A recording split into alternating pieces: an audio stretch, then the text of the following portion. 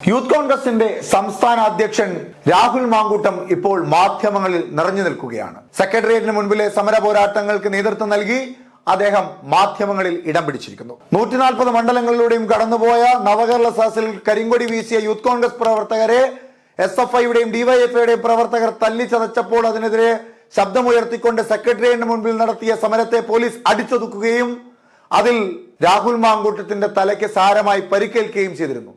ഇതേ തുടർന്ന് ഒന്നാം പ്രതിയായി VD സതീഷിനെയും, രണ്ടാം പ്രതിയായി ഷാഫി പറമ്പിലിനെയും, മൂന്നാം പ്രതിയായി വിൻസെന്റ് MLAയും, നാലാം പ്രതിയായാണ് രാഹുൽ മാങ്കൂട്ടത്തിനെയും പോലീസ് FIR രേഖപ്പെടുത്തിയത്.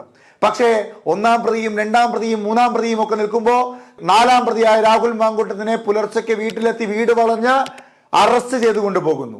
അതിന് തൊട്ടുമുമ്പുള്ള ദിവസങ്ങളിലെല്ലാം എല്ലാ പരിപാടികളിലും കൃത്യമായി പങ്കെടുത്ത രാഹുൽ മാങ്കൂട്ടത്തിനെ വീട്ടിലെത്തി നാടകീയമായി അറസ്റ്റ് ചെയ്യുന്നു. ഇപ്പോൾ അദ്ദേഹത്തിന് ജാമ്യം നിഷേധിച്ചിരിക്കുന്നു കോടതി. ജാമ്യത്തിന് വേണ്ടി രാഹുൽ മാങ്കൂട്ടം കോടതിയിൽ സമർപ്പിച്ച മെഡിക്കൽ സർട്ടിഫിക്കറ്റുകൾ വ്യാജമാണ് എന്ന രൂക്ഷ വിമർശനവുമായി എത്തിയിരിക്കുകയാണ് CPIMന്റെ സംസ്ഥാന സെക്രട്ടറി MV ഗോവിന്ദൻ മാഷ്. MV ഗോവിന്ദൻ മാഷിനെ കടുത്ത ഭാഷയിൽ തന്നെ എതിർത്തിരിക്കുകയാണ് യൂത്ത് കോൺഗ്രസിന്റെ സംസ്ഥാന vice president Ebin Varkey. Youth കോൺഗ്രസിന്റെ സംസ്ഥാന അധ്യക്ഷൻ നൽകിയത് വ്യാജ സർട്ടിഫിക്കറ്റുകളാണ് എന്ന് CPIMന്റെ സംസ്ഥാന സെക്രട്ടറി MV ഗോവിന്ദൻ മാഷ് പറയുന്നു. അദ്ദേഹത്തിന്റെ വാക്കുകളിലേക്ക്. ഒരു യൂത്ത് കോൺഗ്രസുകാരൻ നേതാവ്, അതിന്റെ പ്രസിഡന്റ് അറസ്റ്റ് ചെയ്തിരിക്കുന്നു. അറസ്റ്റ് ചെയ്തതിനെ പറ്റി ചിലപ്പോൾ അവർ തന്നെ പറഞ്ഞുകൊണ്ടിരുന്നത് ചിലർക്ക് അറസ്റ്റ് ചെയ്തു കഴിഞ്ഞാൽ രോഗമായിരിക്കുമെന്നാണ്. നടുവേദന, പനി, ഇങ്ങനെയുള്ള രോഗമായിരിക്കും. അത് മറ്റു ചില ആളുകളെ ആക്ഷേപിക്കാൻ വേണ്ടിയിട്ട് ഉപയോഗിച്ച പദങ്ങളാണ് ഇവരെന്നെ. എന്നാൽ ഇവരെ അറസ്റ്റ് ചെയ്തപ്പോ എന്താ പ്രതികരണം? എനിക്ക് രക്തം കട്ട പിടിക്കുന്ന രോഗമുണ്ട്, മറ്റു പല രോഗങ്ങളുണ്ട്, ഞാൻ ചികിത്സയിലാണ്, എന്നിട്ടൊരു വ്യാജ സർട്ടിഫിക്കറ്റ് കൊണ്ടുപോവാണ്. MV ഗോവിന്ദൻ മാസ്റ്റർ ഒരു മാസ്റ്റർ അല്ല, ഒരു മോൺസ്റ്റർ ആണ്.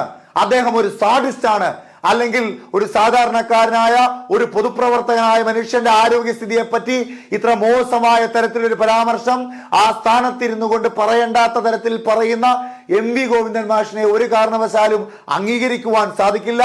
അദ്ദേഹത്തിനെതിരെ വക്കീൽ നോട്ടീസ് അയക്കുമെന്നതടക്കമുള്ള രൂക്ഷമായ മറുപടിയാണ് യൂത്ത് കോൺഗ്രസിന്റെ സംസ്ഥാന വൈസ് പ്രസിഡന്റ് എബിൻ വർക്കി നൽകിയിരിക്കുന്നത്. അദ്ദേഹത്തിന്റെ വാക്കുകളിലേക്ക്. ഒരു മാസ്റ്റർ ആണോ അതേ ഒരു മോൺസ്റ്റർ ആണോ എന്നുള്ളതാണ് യൂത്ത് കോൺഗ്രസിന് ചോദിക്കാനുള്ളത്. കാരണം ഇത്ര ക്രൂരമായ വിനോദങ്ങളിൽ ഏർപ്പെടുന്ന ആളുകളെ, ഇത്ര സാഡിസ്റ്റ് ചിന്താഗതിയുള്ള ആളുകളെ മോൺസ്റ്റർ എന്നല്ലാതെ നമുക്ക് ഒരു സാമാന്യ ജനത്തിന് വിശേഷിപ്പിക്കാൻ സാധിക്കില്ല. കാരണം ഒരാളുടെ ഏറ്റവും വ്യക്തിപരമായ ആരോഗ്യ വിവരങ്ങൾ, ആ ആരോഗ്യ വിവരങ്ങൾ പോലും വ്യാജമാണ് എന്ന് പറയുന്ന CPMന്റെ സംസ്ഥാന സെക്രട്ടറി, അദ്ദേഹം എത്രമാത്രം മനുഷ്യത്വ വിരുദ്ധനാണ് എന്നുള്ളത് കേരളത്തിലെ പൊതുസമൂഹം തിരിച്ചറിയണം. രാഹുൽ മാങ്കൂട്ടത്തിന്റെ അറസ്റ്റ് ഇടതുപക്ഷ സർക്കാരിന് വലിയ തലവേദനയായി മാറിയിരിക്കുകയാണ്. പിണറായി വിജയൻ എന്ന കേരളത്തിന്റെ മുഖ്യമന്ത്രി അടക്കമുള്ളവർക്ക് ഇപ്പോൾ മാധ്യമങ്ങളിൽ ഇടമില്ല.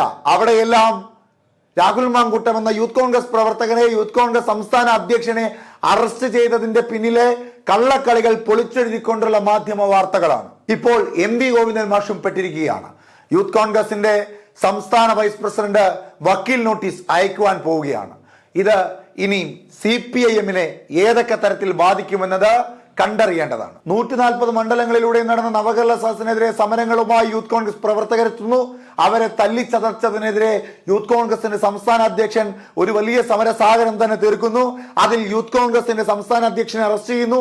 അതേ തുടർന്ന് യൂത്ത് കോൺഗ്രസിന്റെ വൈസ് പ്രസിഡന്റ് ആയിട്ടുള്ള എബിൻ വർക്കി കൊല്ലത്തും വയനാട്ടിലും ഇതേ തുടർന്ന് ശക്തമായ സമരം നടത്തുമെന്ന് പറയുന്നു. കേരളത്തിലെ എല്ലാ ജില്ലകളിലും മണ്ഡലാടിസ്ഥാനത്തിൽ യൂത്ത് കോൺഗ്രസിന്റെ പ്രവർത്തകർ ഇതിനെതിരെ ശക്തമായ പ്രതിഷേധവും സമരവും തീർക്കുന്നു.